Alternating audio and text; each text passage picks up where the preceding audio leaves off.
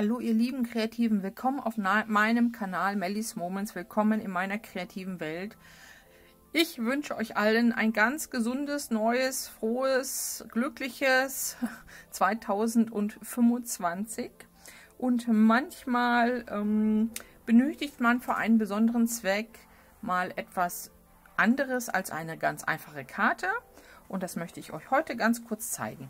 Als allererstes möchte ich euch bitten, wer tatsächlich dieses Video bis zum Ende angeschaut hat, lasst mir doch in den Kommentaren mal bitte ein Herzchen oder eine Blume da, damit ich überhaupt mal weiß, wer von euch allen denn immer so fleißig zuschaut. Und dieses hier möchte ich euch gerne mal zeigen. Das ist eine Art, wie man früher, also vor vielen 100 Jahren, Briefe verschickt hat, Briefe gefaltet hat, ohne dass gleich gesehen werden konnte, was innen drin steht. Eine wunderbare Technik. Hier habe ich das mal mit einem bunten Papier gemacht. So sieht das Ganze aus. Und wenn man das auffaltet, hat man die Möglichkeit, etwas zu schreiben, ohne dass es die anderen sehen. Oder vielleicht auch mal ein Geldgeschenk drin zu hinterlassen. Eine wunderbare, süße Geschichte, finde ich. Ich zeige euch in dem Video, wie man das faltet und wie ich diesen Brief an jemand ganz, ganz Spezielles, ganz besonderen Menschen produziert habe. Und ja, was da am Ende drin steht, seht ihr dann, wenn ihr das Video bis zum Ende schaut. Ja, hier habe ich einfach mal eine alte Notenpapier genommen. Auch das ist total schön, ne? Kann man innen drin dann noch gestalten.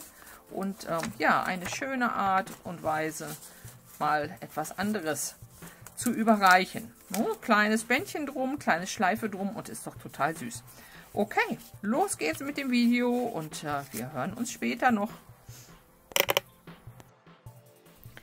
Ja, es geht los. Ihr faltet jeweils gegenüberliegende Ecken aufeinander. Einmal in die eine Richtung und einmal in die andere Richtung gleich, so dass immer ein Dreieck entsteht.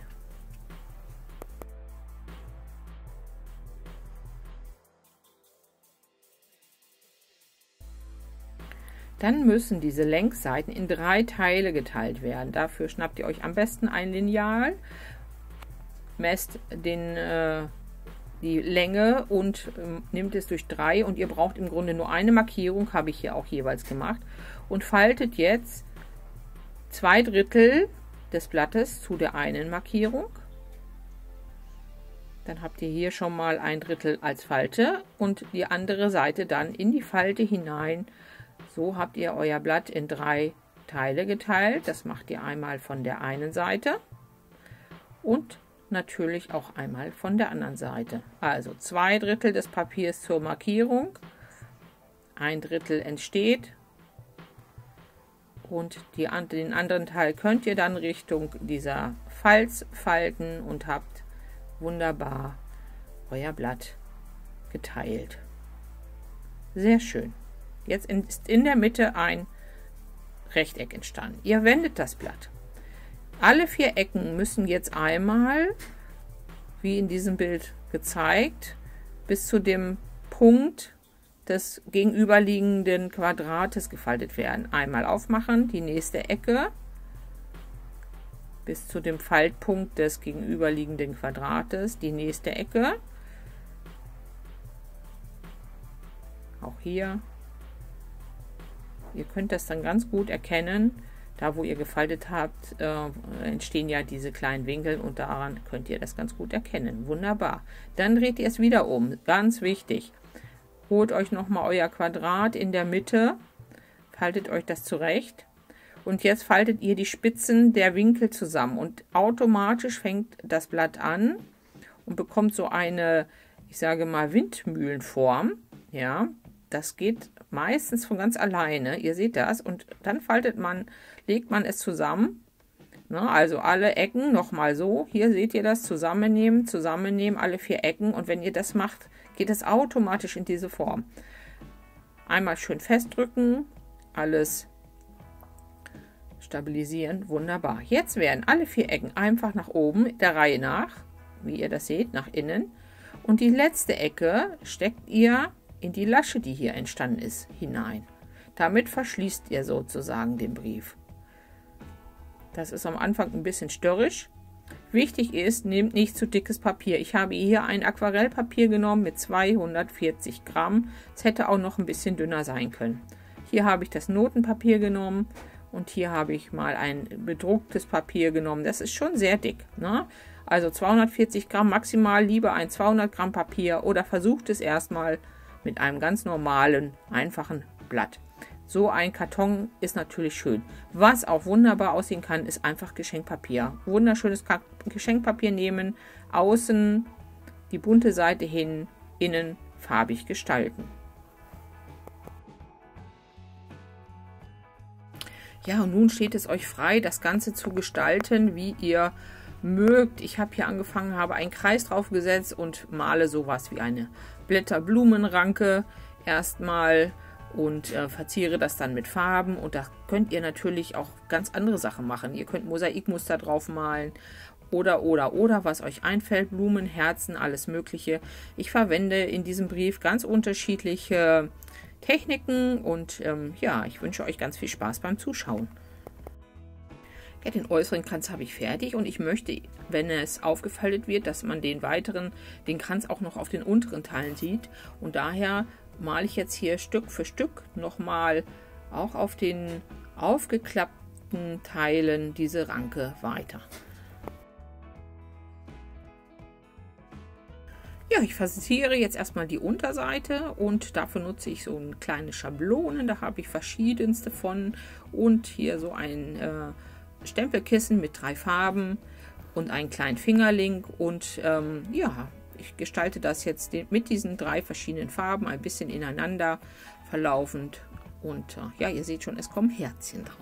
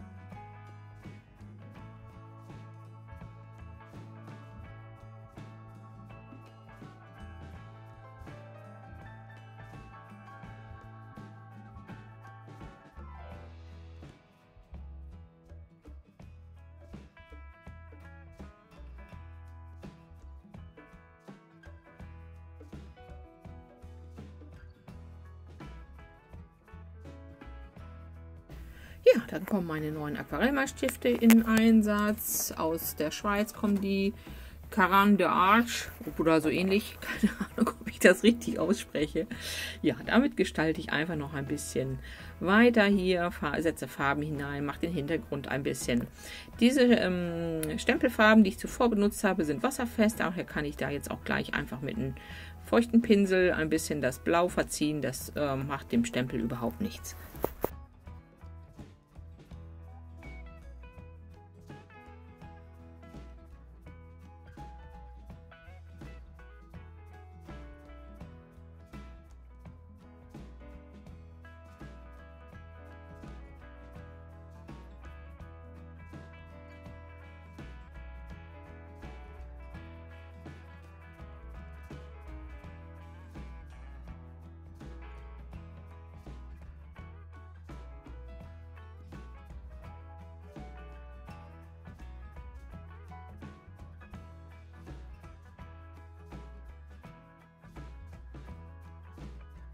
Für die Gestaltung habe ich hier hauptsächlich meine neuen Farben von Victoria von VH Aquarell benutzt. Die verlinke ich euch unten im Shop. Ich habe die Farben hier ganz hauchzart benutzt. Ne? Also normalerweise sind die deutlich kräftiger, aber ich wollte, dass hier ein ganz leichter Hintergrund nur ist und daher wundert euch nicht, dass diese Farben hier in diesem Video erstmal sehr hell wirken.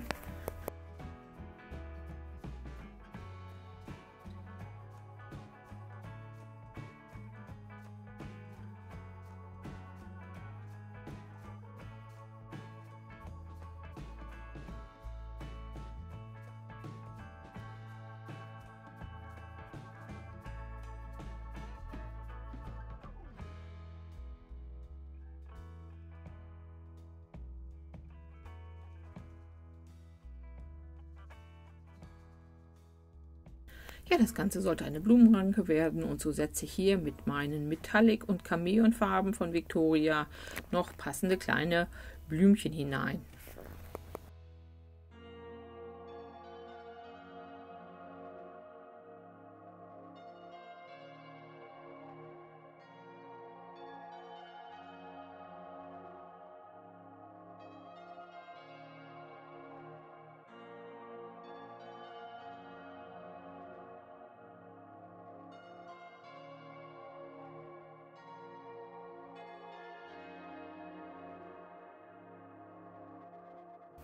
Ja, die Außenseite ist getrocknet und nun klappe ich das Ganze auf und mache jeweils die Innenseite.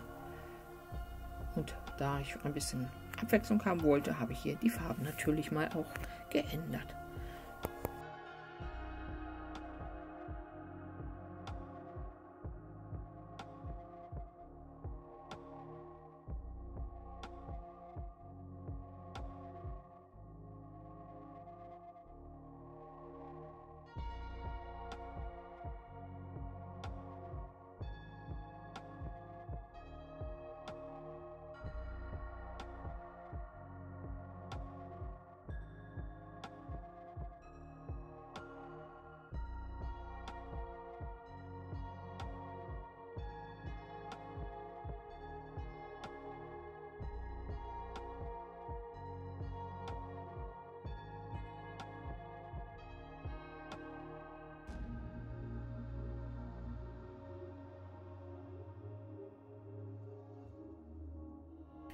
Ja, nun geht es an die zweite innere Schicht sozusagen. Wenn man die Flügel aufklappt, hat man diese innere Ansicht. Hier nutze ich mal ein ganz süßes kleines Stempelset, was ich mir mal irgendwie ganz günstig bei Teddy oder bei so einem Euroladen gegönnt habe. Niedliche kleine Stempel. Dieser Stempelkissen ist wasserfest, also da kann ich dann auch noch wieder mit Farbe drüber arbeiten.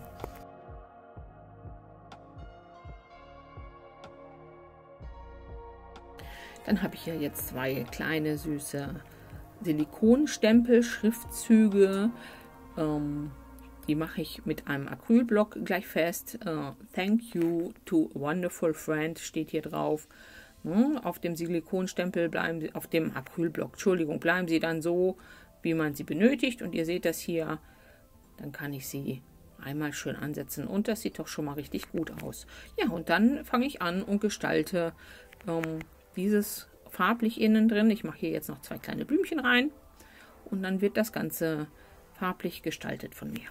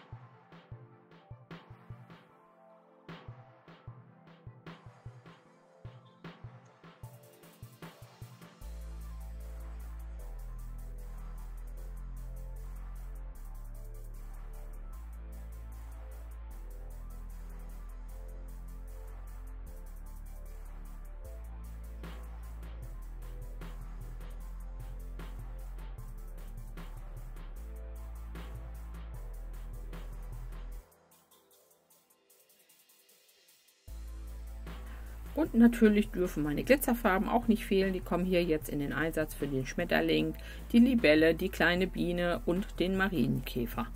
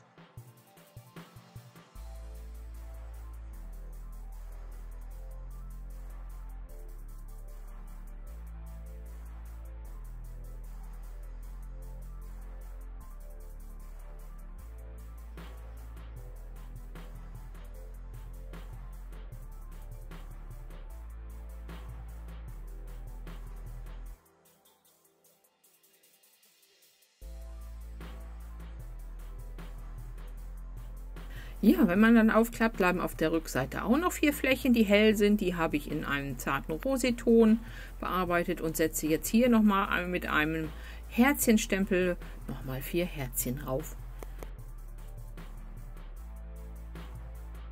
Ja, und nun für alle die es geschafft haben, bis zum Ende zuzuschauen, die Auflösung natürlich von diesem kleinen, ganz persönlich gestalteten Brief.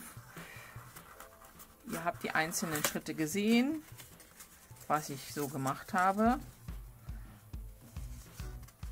Ihr könnt es gestalten, wie ihr möchtet.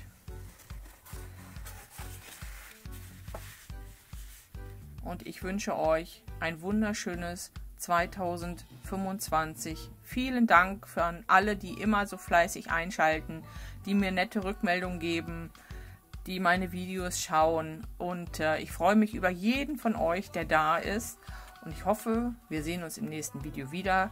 Bis dahin, macht's gut, eure Melanie.